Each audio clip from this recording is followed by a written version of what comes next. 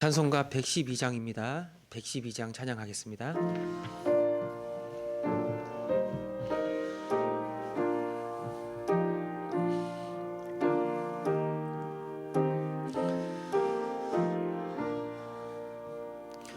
그 멀고 원한 밤중에 무천사 내려와 그 손에 빛 받들고서 다 찬송하기를 평강의 왕이 오시니 다 평안하여라. 그 소란하던 세상이 다 고요하도다. 무천사 날개 펴고서 이 땅에 내려와 그때에 부른 노래가 또다시 들리니 이 슬픔 많은 세상에 큰 위로 넘치고 온 세상 기뻐 뛰놀며 다 찬송하도다. 이 괴로움 많은 세상에 짐 지고 가는 자 그 험산 출령 넘느라 온몸이 고난아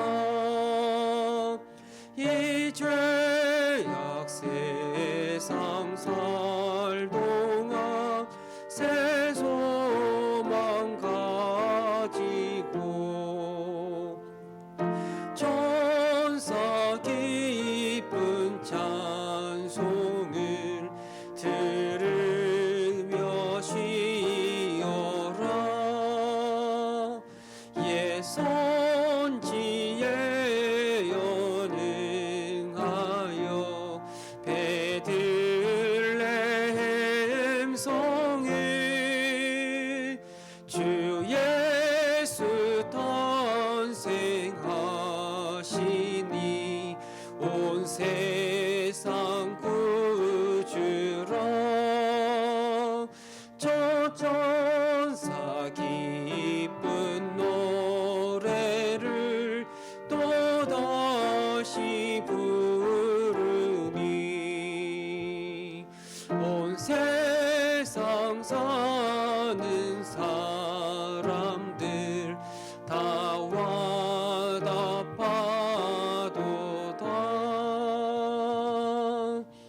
아멘. 성탄을 앞두고 있습니다.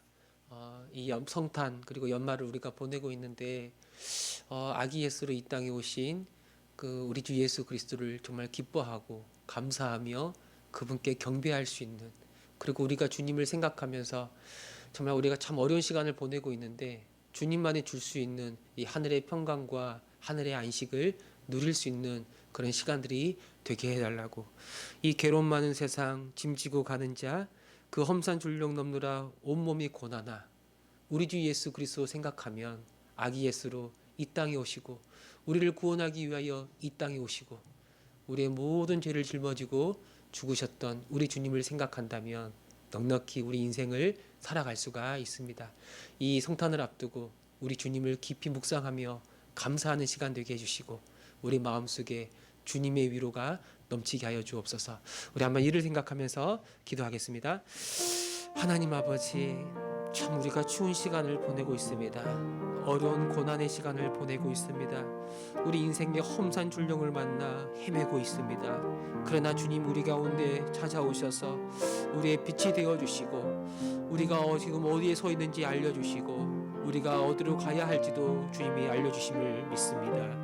빛이신 우리 주 예수 그리스도 아기 예수로 이 땅에 오셔서 이 어두운 세상을 밝히시고 우리의 빛이 되어주신 우리 주 예수 그리스도 주님을 기뻐하며 감사하며 주님의 탄생을 기뻐하면서 주님 앞에 엎드리며 경배할 수 있는 우리들이 되게 하여 주옵소서. 아버지, 우리 마음속에 두려움이 있습니다. 불안이 있습니다. 우리의 몸도 불안해지고 우리의 마음도 힘들어지고 여러 가지 세상살이 고단하여 우리가 쉬이 지치고 낙심 가운데 있습니다. 하나님, 우리를 불쌍히 여겨주셔서 찾아와 주시고 우리에게 말씀하여 주시고 그 영광의 빛으로 충만케 해주셔서 고난 속에 우리의 마음이 따뜻해지고 이루 말할 수 없는 하늘의 평강과 하늘의 위로를 경험할 수 있는 우리 모두가 되게 하여 주옵소서. 그리하여 하나님, 그 넉넉한 마음과 그 풍성한 마음으로 우리 어려움에 있는 사람들을 도와주며 그들을 살펴주며 그들을 품어줄 수 있는 그런 빛의 사람들로 되게 하여 주옵소서. 이 성탄의 기쁨이 우리 안에 충만하게 하시고 이 성탄의 기쁨이 온 세상 사람들 가운데 넘칠 수 있도록 주님 역사하여 주옵소서. 주님 감사합니다. 주님 감사합니다. 아멘. 주님,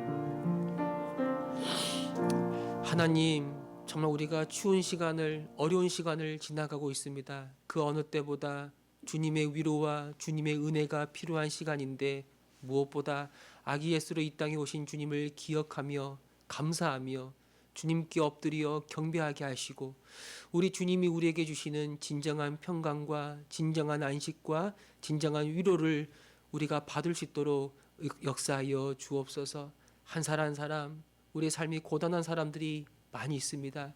이 고단한 우리의 인생길 주님 그저 내버려 두지 아니하시고 우리 인생 가운데 찾아오셔서 우리의 빛이 되어 주시고 우리의 가야 할 길이 되어 주셨는데 그 예수님을 기억하며 그 예수님을 바라보며 우리 안에 다시 한번 힘이 넘치게 하시고 소망이 넘칠 수 있도록 주님 역사하여 주옵소서.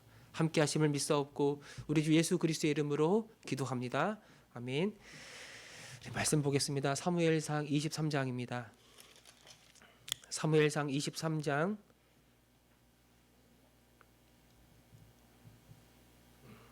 우리 1절부터 14절 말씀 보겠습니다.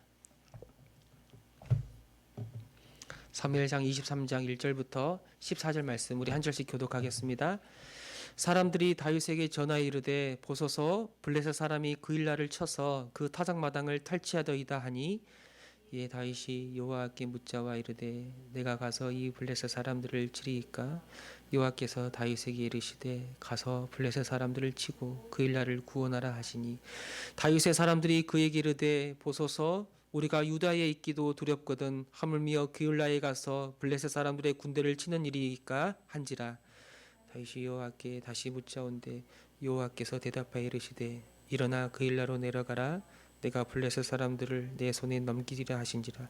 다윗과 그의 사람들이 그 일나로 가서 블레셋 사람들과 싸워 그들을 크게 쳐서 죽이고 그들의 가축을 끌어오니라. 다윗이 이와 같이 그 일나 주민을 구원하니라. 아히멜렉의 아들 아비아달이 그 일나 다윗에게로 도망할 때에 손에 에봇을 가지고 내려왔더라. 다윗이 그 일나에 온 것을 어떤 사람이 사울에게 알림해 사울이 이르되 하나님이 그를 내 손에 넘기셨도다. 그가 문과 문빗장이 있는 성읍에 들어갔으니 갇혔도다. 사울이 모든 백성을 군사로 불러 모으고 그 일나로 내려가서 다윗과 그의 사람들을 에워싸려 하되 다윗은 사울이 자기를 해하려 하는 음모를 알고 제사장 아비아달에게 이르되 에봇을 이리로 가져오라 하고 다윗이 이르되 이스라엘 하나님 여호와여 사울이 나 때문에 이 성읍을 멸하려고 그 일나로 내려오기를 꾀한다함을 주의 종이 분명히 들었나이다.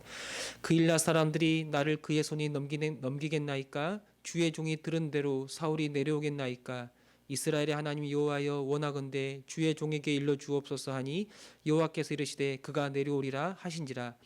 다윗이 이르되 길르앗 사람들이 나와 내 사람들을 사울의 손에 넘기겠나이까 하니 여호와께서 이르시되 그들이 너를 넘기리라 하신지라.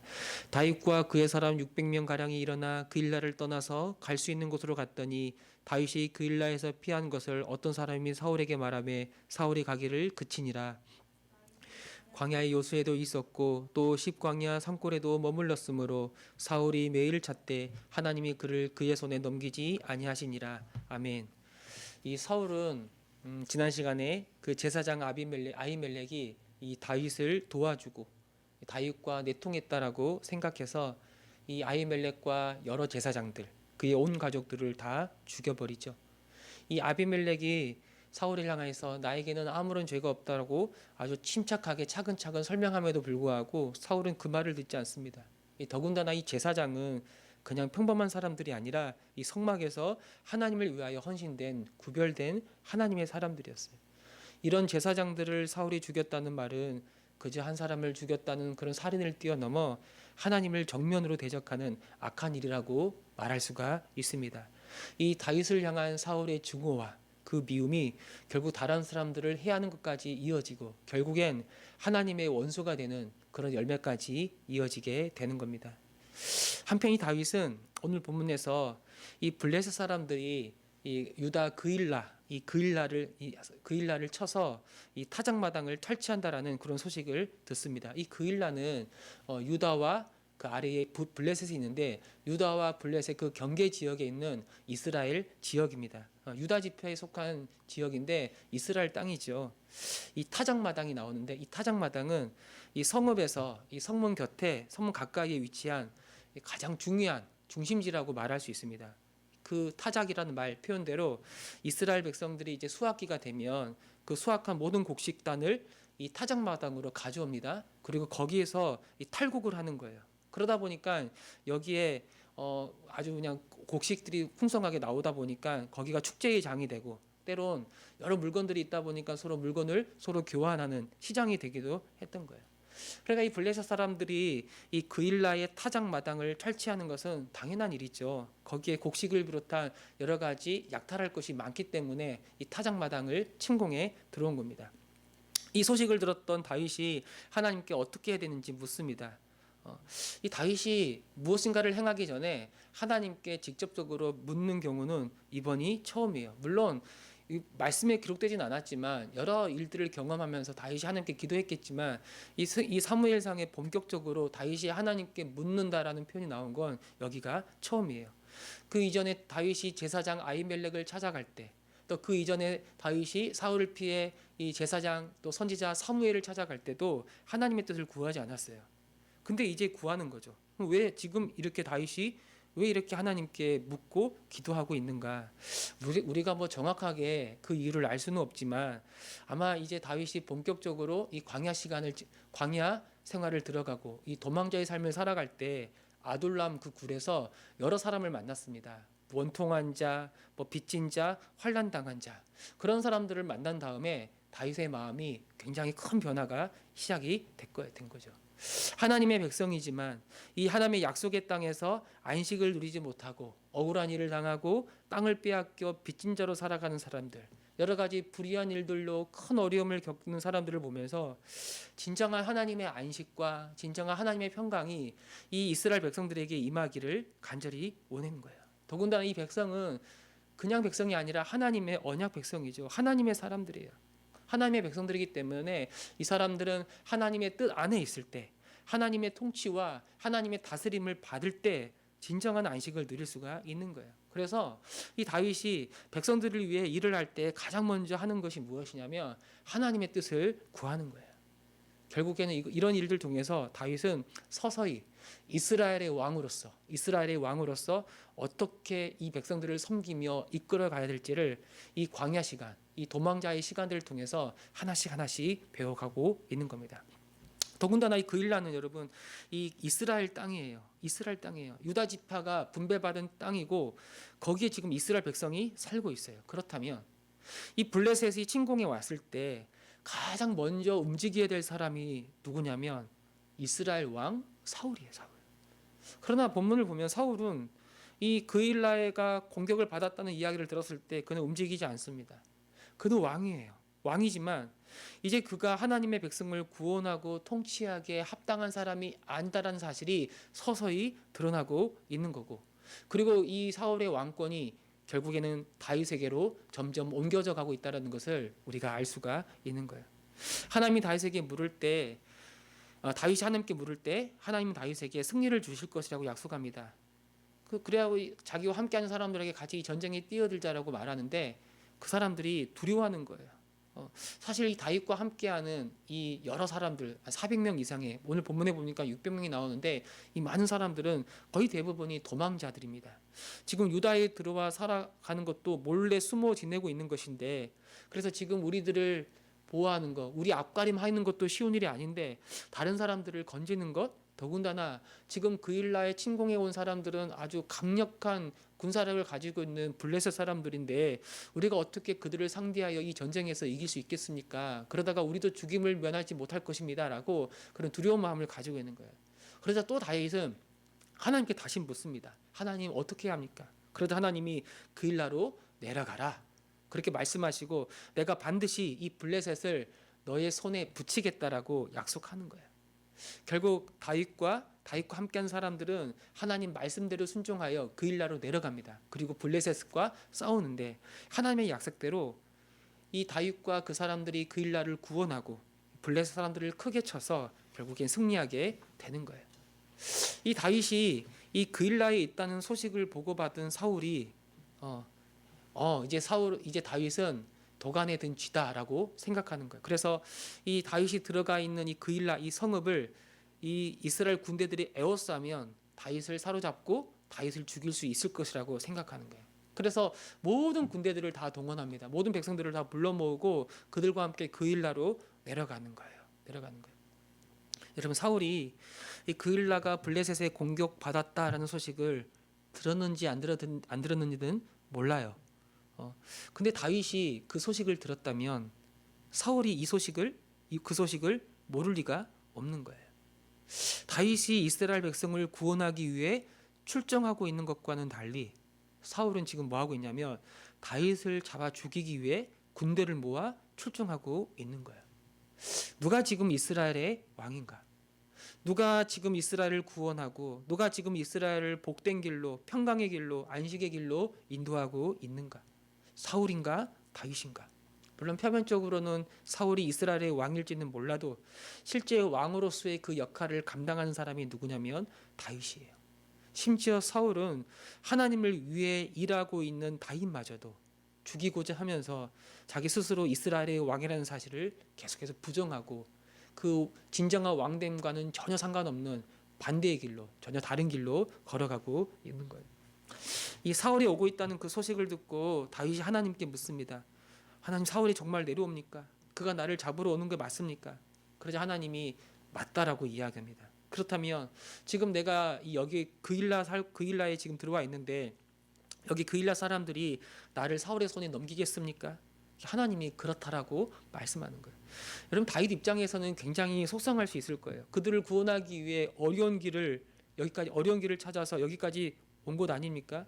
그 어려운 형편에서도 달려나와 그들을 건져 주었는데 어떻게 그들의 구원자 이 다윗을 배신하고 다윗의 목숨을 찾는 이 사울과 그 사람들에게 다윗을 넘겨줄 수 있다는 말인가?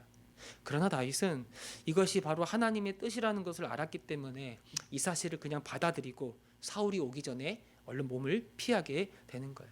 14절에 보면 다윗이 사울을 피해 도망간 곳은 광야의 요새, 그러니까 그냥 뭐 산 중턱 막 이렇게 숨어 지낼 만한 그런 곳입니다. 광야 요새와 10광야 산골이었어요.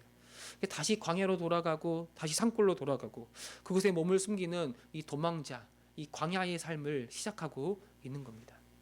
여러분, 어쩌면 다윗은 이 그일라를 구원했을 때 이 그일라는 큰 성읍이었기 때문에 어느 정도 규모가 있고 먹을거리도 넉넉하고 안전을 보장받을 수 있는 그런 사람들이 만든 아주 큰 성읍 요새라고 생각했을지도 몰라요. 이제 나는 도망자의 삶을 청산하고 여기에서 정착할 수도 있는 것이 아닐까. 그러나 아직 그의 때는 오지 않은 거예요. 하나님은 다시 다윗을 부르고 그를 다시 광야로 몰아내서 이 광야와 산골에서 다시 다시 인내의 삶을 살아가도록 인도해 주시는 겁니다.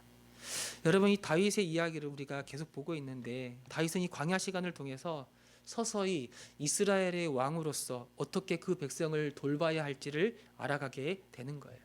그들의 고통과 그들의 환란을 살피고, 또 블레셋의 침공으로 큰 어려움을 겪고 있는 사람들을 구원하면서 이스라엘의 왕으로서 어떤 일을 해야 되는지를 하나씩 하나씩 배우고 있는 거예요. 그리고 그 무엇보다 가장 중요한 게 무엇이냐면, 이 일을 통해서 다윗은 하나님의 뜻을 구하는 일이었어요. 하나님의 뜻을 구하는. 이 다윗에게는 이 선지자 갓이 있었습니다. 하나님의 뜻을 전달하는 선지자였죠. 또 온 가족이 이 사울에게 이 몰살을 당했을 때 겨우 살아남아 다윗에게 도망간 이 제사장 아비아달이 있었어요. 이 선지자를 통해서 하나님의 뜻을 알았을 때 다윗은 즉각적으로 순종했었고, 아주 중요한 일을 앞두고 하나님의 뜻을 구하고자 이 제사장 아비아를 통해서 하나님께 항상 물어보게 되는 거예요.